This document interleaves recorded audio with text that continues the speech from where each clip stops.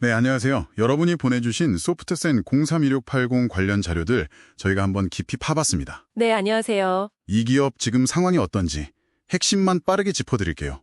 바로 시작하죠. 네, 오늘 자료들 보면 코스닥 상장사인 소프트센이 지금 얼마나 심각한 위기인지 여러 각도에서 보여주는데요. 저희는 여기서 이제 가장 중요한 정보랑 그 의미를 좀 명확하게 전달해 드리려고 합니다. 네, 좋습니다. 가장 중요한 사실, 이거부터 말씀드려야 할 것 같아요. 소프트센 2025년 8월 14일부터 주식 거래가 아예 멈췄습니다. 네, 맞습니다. 완전히 정지된 상태죠. 왜 이렇게 됐는지, 또 앞으로 어떻게 될 가능성이 높은지 지금부터 한번 파헤쳐 보겠습니다. 자, 거래 정지. 이게 대체 왜 이런 일이 벌어진 걸까요? 핵심 원인이 뭔가요?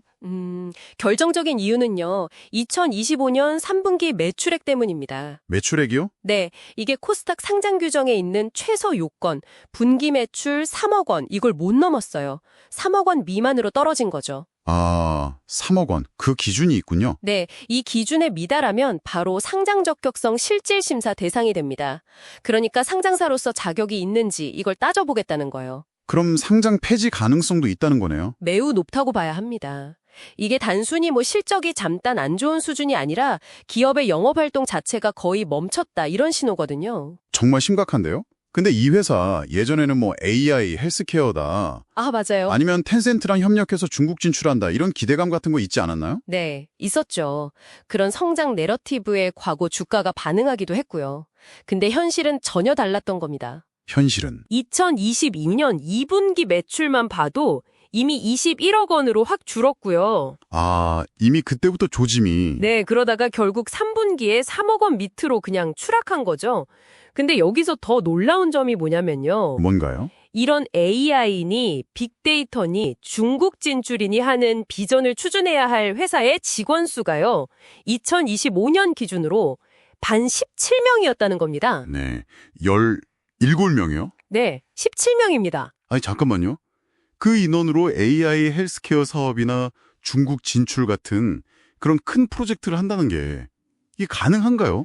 뭐랄까, 현실적으로는 거의 불가능에 가깝다고 봐야죠. 그렇죠. 이 17명이라는 숫자가 어떻게 보면 회사가 내세운 비전이랑 실제 운영 능력 사이에 얼마나 큰 괴리가 있었는지 보여주는 핵심 증거일 수 있습니다. 아하. 사실상 최소한의 운영 실체조차 없었을 가능성도 크고요. 분기 매출 3억 미만이라는 결과는 어쩌면 이미 예견된 일이었을 수도 있는 거죠. 듣고 보니 정말 좀 황당하네요. 그럼 재무 상태는 그 전부터 안 좋았던 건가요? 당연히 좋지 않았습니다.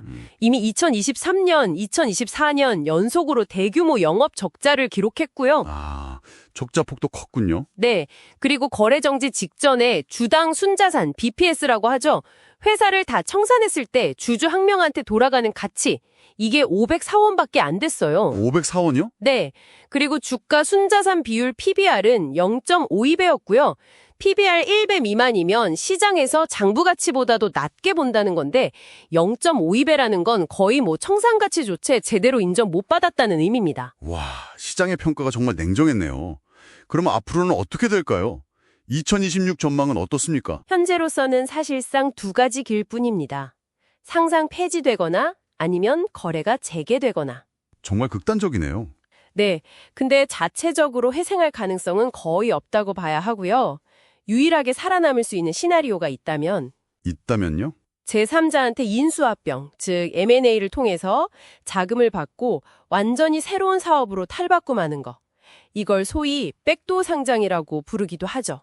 백도 상장, 그러니까 껍데기만 남은 상장사를 다른 비상장 기업이 인수해서 우회 상장하는 방식 말씀이시죠? 맞습니다. 하지만 이마저도 확률이 매우 낮고요. 설령 성공한다고 해도 기존 주주들 가치는 엄청나게 희석될 가능성이 큽니다. 아, 그렇죠. 새로운 주주들이 들어오면서 유상증자 같은 걸 할 테니까요. 네, 맞습니다. 지분 가치가 크게 줄어들 수밖에 없죠. 근데 예전에 우선주 상장 폐지 위기를 액면 분할로 넘긴 적이 있다고 하던데요. 그때처럼 이번에도 혹시 뭔가 방법이 없을까요? 아, 그 점을 좀 주의 깊게 봐야 하는데요.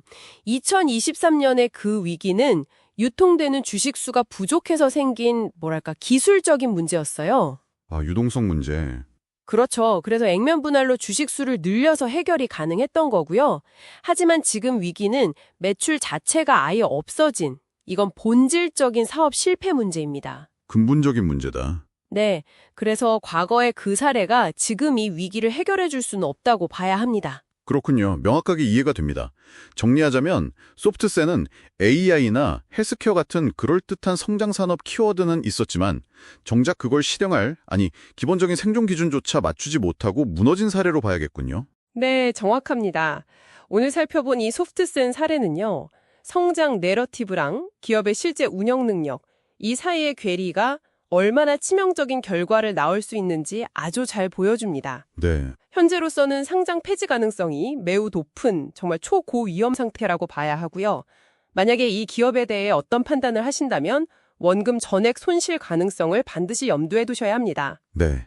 여러분께서도 이번 딥다이브를 통해 기업을 분석하실 때 단순히 제시된 비전이나 스토리뿐만 아니라 그걸 실제로 구현할 역량이 있는지, 예를 들면 직원 수는 어떤지, 재무 상태는 탄탄한지, 이런 구체적인 증거들을 꼭 확인하는 게 얼마나 중요한지 느끼셨기를 바랍니다. 마지막으로 그냥 한번 생각해 볼 만한 질문을 던져드리고 싶어요. 네, 어떤 걸까요? 지금 본 소프트센처럼 사실상 사업 실체는 없고 껍데기만 남은 상장사가 M&A를 통해서 전혀 다른 기업으로 변신하는 경우가 종종 있잖아요. 네, 있죠. 백도어 상장. 네, 과연 이런 방식이 자본시장에서 자원을 효율적으로 배분하는 방식이라고 볼 수 있을까요?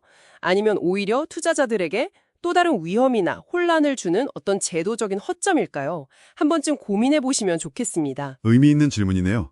오늘 저희의 심층 분석이 여러분의 정보 습득에 도움이 되었기를 바랍니다.